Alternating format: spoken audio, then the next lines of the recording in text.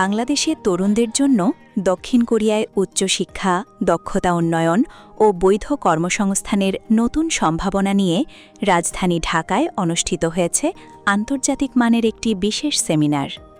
বিস্তারিত দেখুন জিন্নাতুন নাহার প্রধানের প্রতিবেদনে।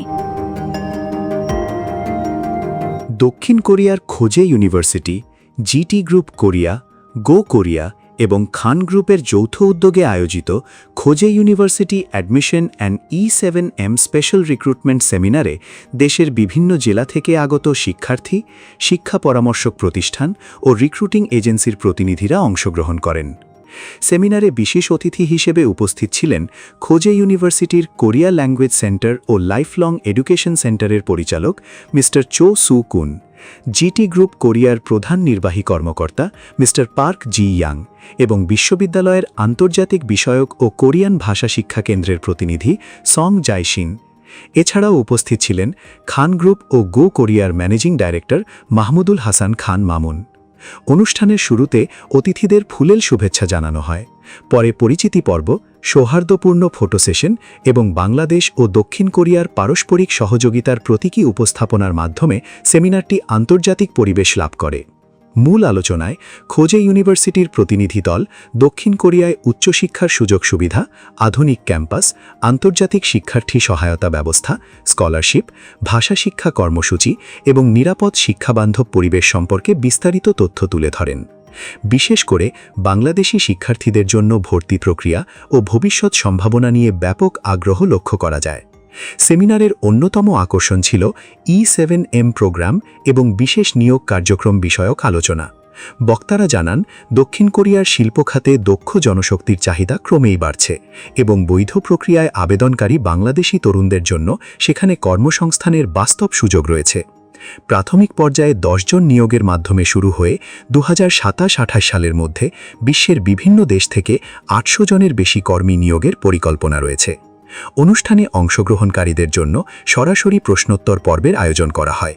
শিক্ষার্থী, অভিভাবক ও এজেন্সি প্রতিনিধিরা পড়াশোনা, চাকরি, ভিসা, ভাষা শিক্ষা ও খরচ সংক্রান্ত নানা প্রশ্ন করেন। কোরিয়া থেকে আগত প্রতিনিধিরা বিস্তারিত উত্তর প্রদান করেন। সেমিনারের শেষ পর্বে অনুষ্ঠিত হয় প্রাথমিক ইন্টারভিউ কার্যক্রম। দেশের বিভিন্ন অঞ্চল থেকে আগত প্রায় শতাধিক শিক্ষার্থী এবং দক্ষিণ কোরিয়া থেকে E9 কর্মসূচি শেষে দেশে ফেরা অভিজ্ঞ ব্যক্তিরা এতে অংশ নেন। প্রার্থীদের ভাষাগত দক্ষতা, পেশাগত অভিজ্ঞতা ও ভবিষ্যৎ পরিকল্পনা মূল্যায়ন করা হয়।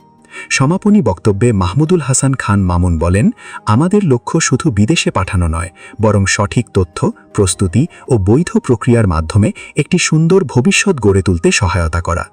অবৈধভাবে অবস্থান করলে ব্যক্তি ও দেশের উভয়েরই ক্ষতি হয়, তাই সবাইকে বৈধভাবে শিক্ষা ও কর্মসংস্থানের সুযোগ গ্রহণ করতে হবে।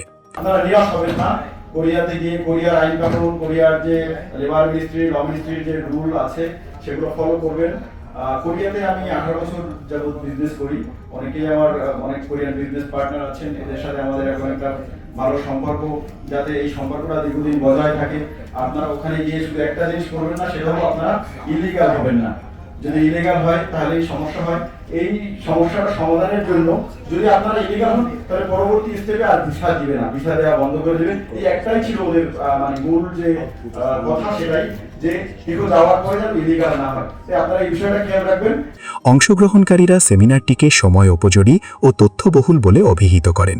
সংশ্লিষ্টদের মতে, বাংলাদেশ ও দক্ষিণ কোরিয়ার মধ্যে শিক্ষা, দক্ষতা উন্নয়ন ও কর্মসংস্থান সহযোগিতার নতুন দিগন্ত উন্মোচনে এ ধরনের আয়োজন গুরুত্বপূর্ণ ভূমিকা রাখবে। আমাদের দেশে, বাংলাদেশে ওনারা জিটি গ্রুপ কোরিয়া প্রতিনিধিরা যে বাংলাদেশে এসেছে, তো সরকারি ও বেসরকারি খাতের বিভিন্ন গুরুত্বপূর্ণ ব্যক্তিবর্গের সাথে কথা বলেছে। এর মধ্যে সরকারিভাবে আমাদের বাংলাদেশ সরকার E7M visa special recruitment program নিয়ে তারা সাধুবাদ জানিয়েছে এবং তারা সর্বাত্মক সহযোগিতা করার জন্য। তোমার পরিস্থিতি এতই খারাপ যে আমরা ছেলে মেয়ে যেখানেই পাঠাচ্ছি আমরা তেমন কোনো সুখবর পাচ্ছি না।